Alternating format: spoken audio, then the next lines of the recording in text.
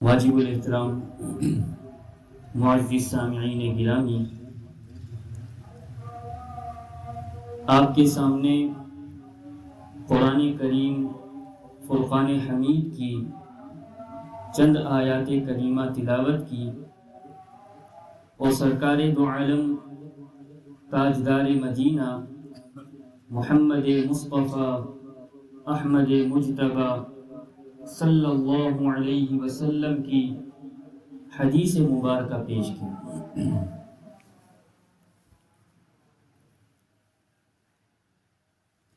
وطن سے،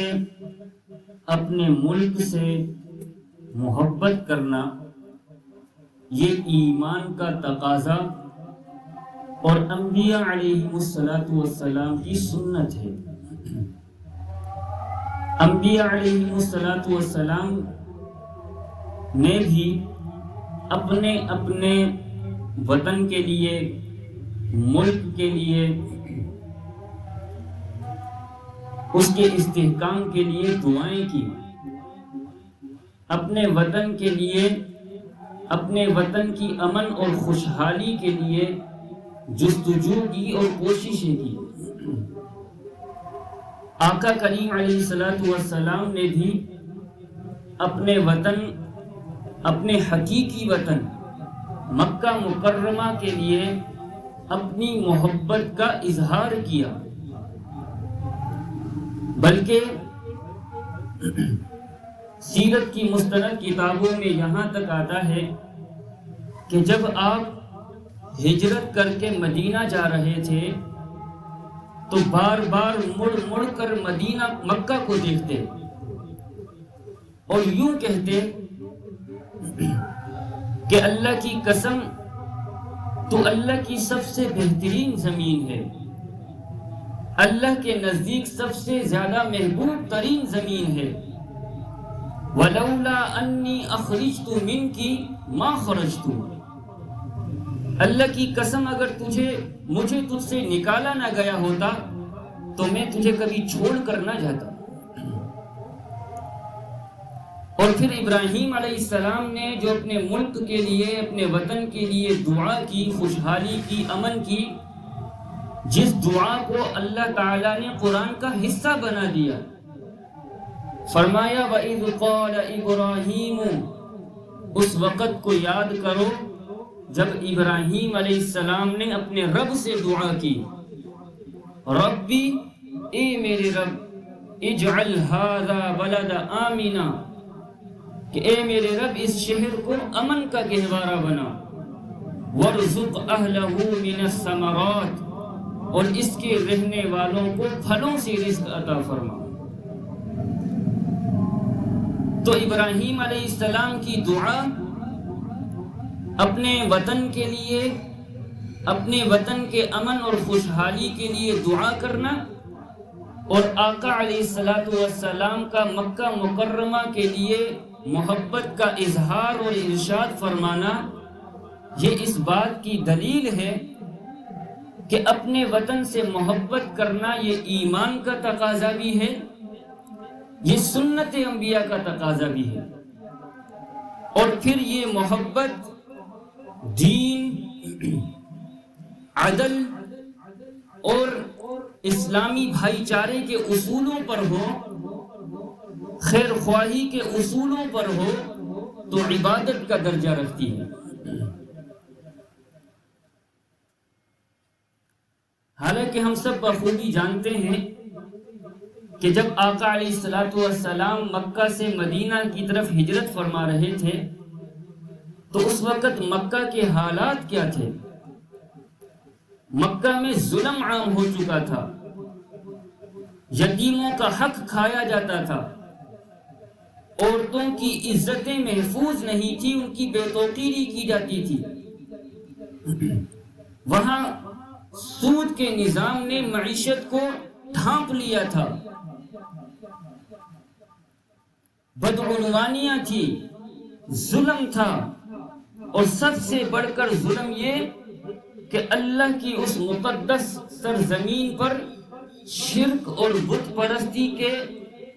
اندھیرا چھا گیا تھا۔ لیکن اس سب کے باوجود بھی آقا کریم علیہ الصلوۃ والسلام نے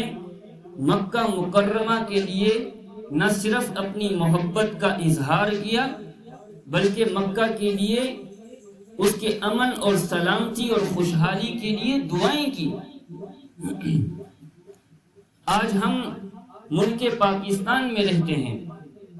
ہمارا وطن پاکستان ہے،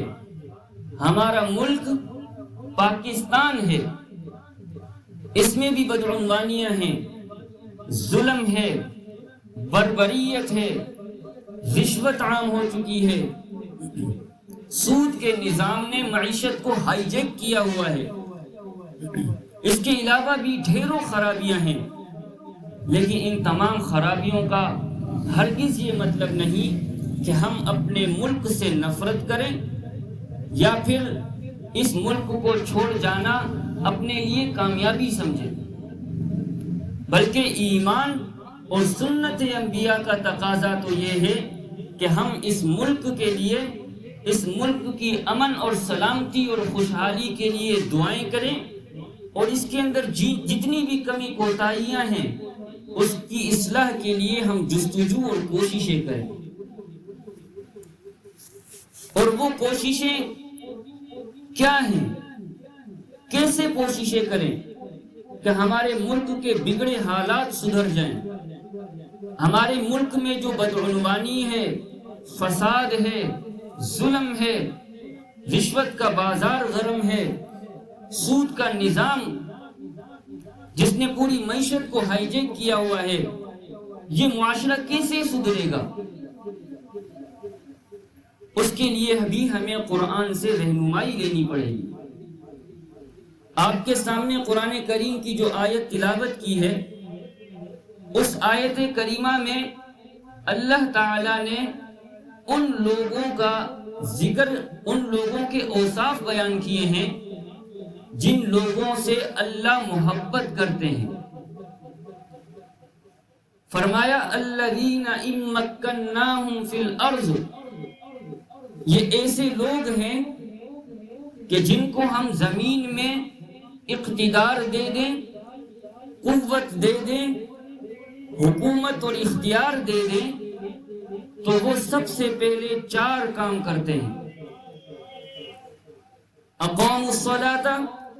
وآتوا الزکاۃ وامروا بالمعروف ونہوا عن المنکر۔ سب سے پہلا کام نماز کا قیام کرتے ہیں، نماز کا نظام بناتے ہیں۔ یہ وہ لوگ ہیں جو اللہ کو محبوب ہیں کہ جب اللہ ایسے لوگوں کو حکومت دے دے، اختیار دے دے، قوت دے دے تو سب سے پہلے کیا کرتے ہیں؟ نماز کا قیام کرتے ہیں۔ جب ہم آقا علیہ الصلوۃ والسلام کے زندگی کی طرف نگاہ اٹھا کر دیکھیں اور جب آپ علیہ الصلوۃ والسلام نے مکہ سے مدینہ کی طرف ہجرت فرمائی تو سب سے پہلا کام جو آقا علیہ الصلوۃ والسلام نے کیا کہ مدینہ پہنچنے سے پہلے ہی قبہ نامی ایک بستی، جہاں روایات کے مطابق 14 دن تک اور بعض روایات کے مطابق اس سے کم یعنی 4 دن تک آپ نے قیام فرمایا، اور اس 4 یا 14 دن کے قیام میں آپ نے اس قبہ نامی بستی میں مسجد کو بنایا۔ سب سے پہلی اسلام میں بنائی گئی مسجد کون سی تھی؟ قبہ مسجد تھی، مسجد قبہ، جس کے بارے میں قرآن نے کیا کہا؟ لَمَسْجِدٌ أُسِّسَ عَلَى التَّقْوَى مِنْ أَوَّلِ يَوْمٍ، کہ یہ مسجد قبہ وہ مسجد ہے کہ جو پہلے دن سے تقوی کی بنیاد پر اس کو بنایا گیا ہے۔ اور پھر اس مسجد کی فضیلت میں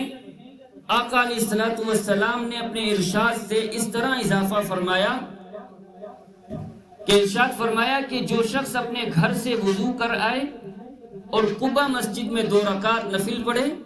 تو اللہ تعالیٰ اس کو 1 عمرے کا ثواب عطا فرماتے ہیں۔ اور پھر جب آپ علیہ الصلوۃ والسلام مدینہ پہنچے تو مدینہ پہنچنے کے بعد بھی سب سے پہلا کام جو آپ علیہ الصلوۃ والسلام نے کیا وہ کیا تھا؟ مسجد نبوی کو تعمیر کرنا۔ روایات میں آتا ہے کہ آپ علیہ الصلوۃ والسلام خود اینٹیں اٹھا اٹھا کر مسجد تعمیر میں حصہ ڈالا، خود تعمیرات میں حصہ لگایا، خود اینٹیں اٹھا اٹھا کر صحابہ اکرام کو دیتے تھے۔ ینقل اللبن مع اصحابہ۔ اور پھر صرف یہاں تک ہی نہیں بلکہ دوسرے اصول پر بھی عمل کیا کہ آپ نے مسجد کا نظام قائم کرنے کے بعد، نمازوں کا اہتمام قائم ہو جانے کے بعد، آپ نے مدینہ میں زکوٰۃ کا نظام قائم کیا۔ وَآتَوُا الزَّکَاةَ، یہ دوسرا اصول جو قرآن میں بیان کیا۔ ایسا نظام قائم کیا اور مہاجرین اور انصار کے درمیان ایسی مواخات اور بھائی چارہ قائم کیا کہ روایات میں اور مستند کتابوں میں آتا ہے کہ انصار اپنی آدھی جائیداد اور اپنے آدھے گھر دینے کے لیے بھی تیار ہو گئے تھے۔ اور پھر تیسرا کام، امروا بالمعروف ونہوا عن المنکر۔ اس کے لیے آقا علیہ الصلوۃ والسلام نے باقاعدہ میثاق مدینہ بنایا کہ مدینہ کے جتنے بھی قبائل تھے ان سب کو اکٹھا کر کے یہ طے کیا گیا کہ ہم نیکی کو فروغ دیں گے اور برائی کو روکیں گے۔ امروا بالمعروف ونہوا عن المنکر۔ تو اگر ہم بھی آج ان 4 اصولوں پر عمل کر لیں تو اللہ تعالی ہمیں بھی عزتوں سے نوازیں گے، ملک پاکستان کو بھی ترقی کی راستے پر گامزن فرمائیں گے اور ہمارے ملک کو بھی عزتیں ملیں گی۔ اچھا، یہی وہ بنیادی 4 اصول ہیں جن 4 اصولوں پر پاکستان بنانے والوں نے خواب دیکھا تھا۔ ان کی قربانیوں کا مقصد بھی یہ تھا کہ ہم بھی اسی طرح کا ایک ملک، ایک علاقہ چاہتے ہیں جس طرح مدینہ کو بنایا گیا تھا۔ جس طرح مدینہ کی ریاست تھی، ہم بھی ملک بنانے کے بعد اسی طرح کی ریاست کو اختیار کریں گے، لیکن ہم ان کے خواب کی تعبیر نہ بن سکے، ہم ان کی قربانیوں کی لاج نہ رکھ سکے۔ ہمیں مسجدیں بنانی تھی، مسجدوں کو آباد کرنا تھا، لیکن مسجدوں کو بنانا یا آباد کرنا تو بہت دور کی بات، راتوں رات یہاں مسجدوں کو منہدم اور گرا دیا جاتا ہے۔ ہمیں زکوٰۃ کا نظام قائم کرنا تھا، ہمیں فقراء اور مساکین کے ساتھ تعاون کرنا تھا، لیکن ہم نے اپنے مال پر اتنی محبت کر لی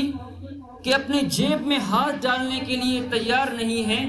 کہ اگر جیب میں ہاتھ ڈالیں گے تو ایک سانپ بیٹھا ہوا ہے جو ہمیں ڈس لے گا۔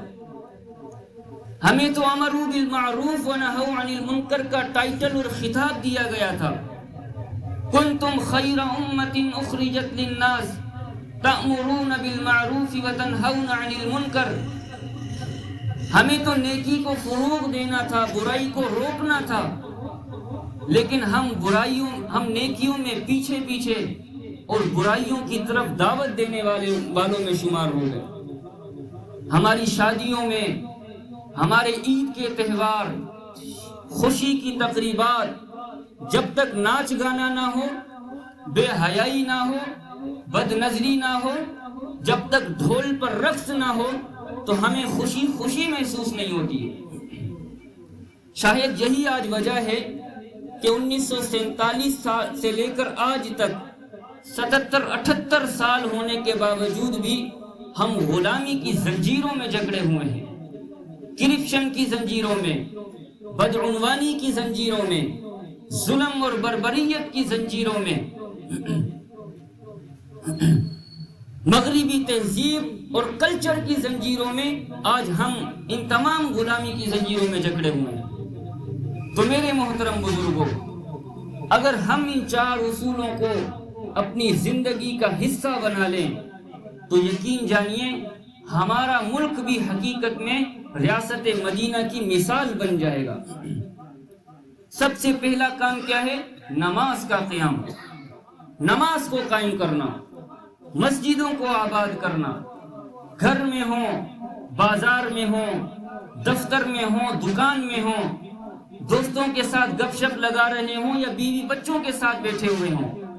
نماز کا وقت ہوا فَفِرُّوا إِلَى اللَّهِ، اللہ کی طرف دوڑ لگائیں، اللہ کی طرف بھاگیں۔ یہ مسلمان کی نشانی ہے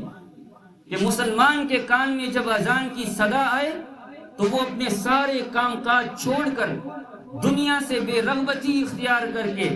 بلکہ دنیا سے انجان ہو کر وہ فوراً اللہ کی طرف دوڑ لگاتا ہے اور مسجد کو آباد کرتا ہے۔ ہم زکوٰۃ کے نظام کو قائم کریں، فقراء اور مساکین کے ساتھ تعاون کریں، بالخصوص جو غریب رشتہ دار ہیں، جو پڑوسی ہیں، وہ اگر ان کے ساتھ تعاون کریں، مساجد اور مدارس کے ساتھ بھرپور تعاون کریں، اور ہم امروا بالمعروف ونہوا عن المنکر کا مصداق ٹھہریں، جو ہمیں ٹائٹل اور خطاب دیا گیا ہے، ہم اس پر عمل کریں۔ جب ان چاروں اصولوں پر ہم عمل کریں گے تو انشاءاللہ تعالی ہمیں عزتیں بھی ملیں گی، ہمیں کامیابیاں بھی ملیں گی، ہمارے ملک کو بھی ترقی ملے گی، اور ہم خوشحالی کی طرف گامزن ہوں گے۔ تو ایک تو یہ کام کریں کہ ہم قرآن کے ان چار اصولوں پر عمل کریں، اور دوسرا کام کیا کریں، وہ یہ کہ ہم اپنے دشمن کو پہچانیں۔ ہمارے دو طرح کے دشمن ہیں، ایک ہے ہمارا جغرافیائی سرحدات کا دشمن جو ہمارے پڑوس میں بھی ہے، کہ وہ موقع کی تلاش میں ہے کہ جب بھی موقع ملا تو اپنے ناپاک عزائم کو پورا کرنے میں دیر نہ کرے، اور ہر بار اس نے وہ کوشش بھی کی ہے۔ تو ہم ان کے باطل عزائم سے آگاہ رہیں، ان کو جانیں، ان کو بھی پہچانیں، اور ان کا سد باب کرنے کے لیے بھی ہم کوششیں کریں۔ اور دوسرا دشمن ہے ہمارا اسلامی سرحدات کا دشمن، ہماری نظریات اور ہماری فکری سوچ کا دشمن، قادیانیت کے نام پر جو ختم نبوت کا منکر ہے، ملحدین کے نام پر جو اللہ کے وجود کے منکر ہیں، لبرل طبقہ جو کہتا ہے کہ یہاں اسلام کا نام نہ لیا جائے، یہاں قرآن و سنت کی بات نہ کی جائے، فری سوسائٹی کا طبقہ جو کہتا ہے یہاں پر کھلے عام گناہ کا کام کیا جائے، اور ایک وہ طبقہ جو مسلمانوں کو فرقہ واریت کے نام پر آگ میں جھونکتا اور دھکیلتا ہے، کبھی صحابہ اکرام رضی اللہ تعالی عنہم اجمعین کی شان میں زبان درازی کر کے، کبھی اہل بیت کے تقدس کو پامال کر کے، کبھی انبیاء علیہ السلام کی شان میں کمی کوتاہی کر کے یہ مسلمانوں کو فرقہ واریت کی آگ میں جھونکتا اور دھکیلتا ہے۔ تو ہم ان کے عزائم کو بھی جانیں، پہچانیں، آگاہ رہیں، اور ہم علماء کے ساتھ مل کر ان کے سد باب کے لیے روڈوں رستوں پر نکلیں، ان کے سد باب کے لیے ان کا راستہ روکیں۔ تو جب ہم اپنے دشمنوں کو پہچان لیں گے تو یہی حقیقت میں آزادی کا اصل مقصد اور اصل روح ہے، اور یہی قرآن و سنت کا اصل ہمیں حکم اور ہدایت ہے۔ اللہ تعالیٰ سے دعا ہے کہ اللہ تعالیٰ ہمیں ان تمام باتوں پر عمل کرنے کی توفیق نصیب فرمائے۔ وآخر دعوانا ان الحمد للہ رب العالمین۔